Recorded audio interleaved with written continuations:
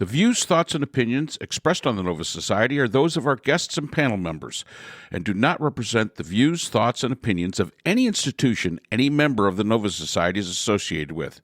The material information presented on the Nova Society is for general information purposes only. Reproduction or dissemination for the purpose other than education is prohibited without express written consent of the Nova Society.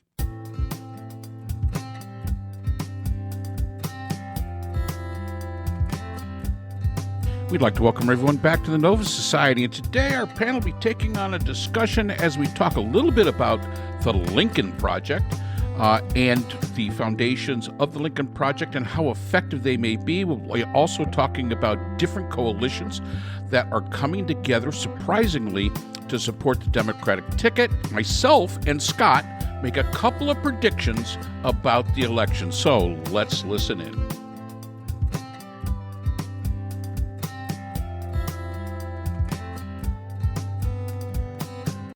I do know that the only people who are really, really good at being snarky on the Democratic side are the Lincoln Project guys, and they're all ex-Republicans. Yep. Right? So it's Rick Wilson who, most famously or infamously kind of made Max Cleland out to be soft on the enemy, and because he had voted against the creation of Homeland Security. This guy who came back from Vietnam missing 3 limbs, basically a walking Purple Heart, and they made him out to be weak, and Saxby Chambliss ended up winning that election. That's how good Rick Wilson is at dirty tricks.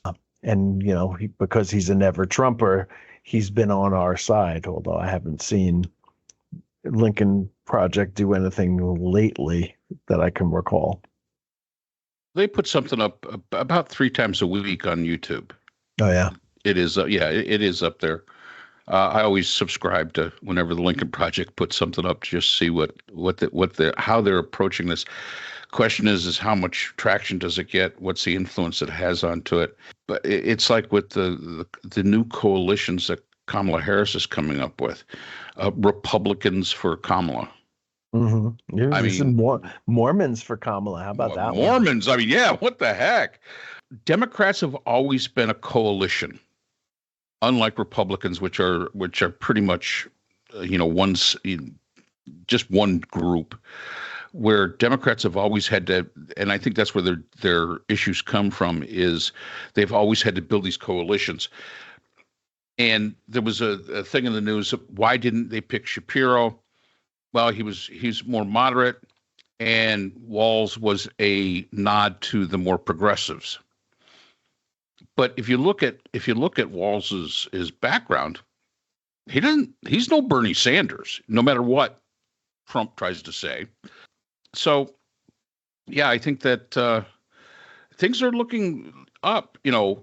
White guys for Kamala. I mean, white dudes or whatever it is. And white women for Kamala. White women for Kamala. It really is amazing the traction that this has gotten, and hopefully it'll continue. And right now, the only thing I would say to anybody listening into this, do not put too much into polls right now. Just don't go crazy. I think Harris has a very good statement to that. We are still the underdog. Keep pressing that, because that's what gets people out to vote. Get those Swifties out there. And it's definitely a get out the vote election still, as it was before. Yep. Everybody needs to go out and vote. Think she'll get 100 million votes, Scott? Yeah, because you said that about Biden. I said that Biden had gotten 81, which I'm a basketball guy, and that's what Kobe got.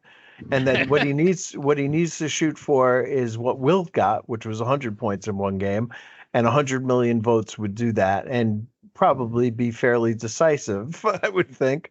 And I mean, that's a goal, right? It always helps to know what winning looks like before you start out on something. And that would be a very worthy goal for the Democratic Party to shoot for, to get people out to vote. There's a whole bunch of young people who this is going to be their first election. It's a big generation. and getting them to come out and vote would be tremendous. And it could happen. 100 million votes. That would really be participation. After when I was growing up, we didn't have that kind of participation in elections. People were very cynical about it. I know that most of the people, maybe not most, but many of the people who participated in January 6th, who were claiming that the election was stolen, did not themselves vote in that election, mainly because they don't want to be called for jury duty. And there's this, this idea that if you vote, they know where you are and they can go and make you serve jury duty. Right. So the patriots all. Anyway, that's all I have to say about this. Well, yes. And if Trump loses, of course, he is not going to go quietly, nor are his supporters. But we're going to have plenty of time to talk about that. Absolutely. Yeah. We're going to have plenty of time. Absolutely. Absolutely. Yeah. So Scott's predicting 100 million votes. And what about the Electoral College? Any predictions there? For 270 for Kamala, or over for her? And what does Trump get? So 303 for Kamala. Okay. I don't know what that leaves Trump. I'm thinking 326. Wow. I think she holds the Rust Belt blue wall. Mm-hmm. I think that gets held. I think she wins Georgia. Apparently, he's trying his best to give it to her. Yep, he's trying his best. Yeah. Let's go in the popular governor. Let's say something bad about him. She gets back Nevada. Here's going to be my hot take. Florida will be a lot closer than people think it's going to be. Okay. And all right, it's closer, or she's going to win it. Come on. You went to Florida. I would have gone to Arizona first, but you went to Florida. So, what's going to push her over the top is going to be North Carolina, Arizona, right? You mentioned Nevada. Right. Nevada will definitely. Nevada the states that she has to have, right? She's not getting the Midwest. She's not getting the Deep South. Florida. Yes. For a Democrat to win the election, they need to win Pennsylvania. There's no other way around it. Like, the math just does. I had actually, when I made the prediction that Josh Shapiro would be her vice presidential nominee, it was based on the idea that you cannot win an election if you're a Democrat and not win Pennsylvania. And that's the easiest way to get there is to have a popular governor on your ticket. But I guess their polling told them that they can get there otherwise, and maybe Walz helps with that. Yeah. All right. So Scott's Florida. asking Come Florida. on, Florida. Here we go. Florida. Remember, Florida. Florida. She's increasing popularity with the Hispanic vote, which is very, very important in Florida. Hispanic men too. I'm curious about that because I've heard that Hispanic men will not vote for a woman. That's possible. That is very possible. I didn't see the breakdown at all. Boy, if that happens, imagine how dumb Trump is going to feel for not having Rubio on his ticket instead of Vance. Oh yeah. Whew. Oh yeah. Wow. Yeah. Wow. Yeah. Because Rubio was the scarier of those guys in my mind. Yeah.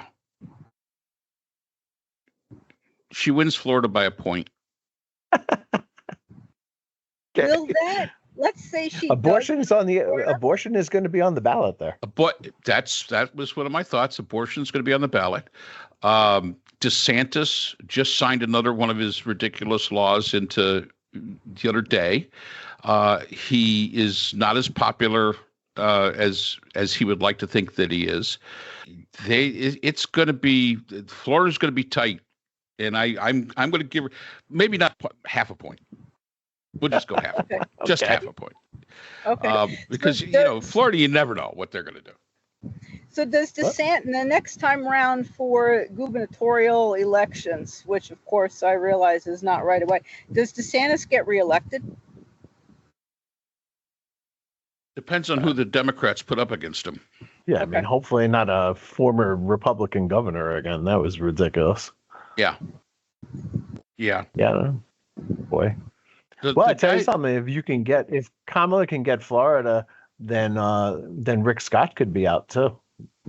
Yep. And that would be pretty cool. What about Marjorie Taylor Greene? Does she win her seat again? Yeah, I don't think. Yeah. I think that's a safe. The reason why she ran there is because it's safe. But Carrie Lake will not win the Senate seat in Arizona. Okay. Great. What about Boebert? I think she's also in a safe seat. Yep. She moved over to another district. She carpetbagged it. Yeah. Yeah. So I mean, she's probably who cares?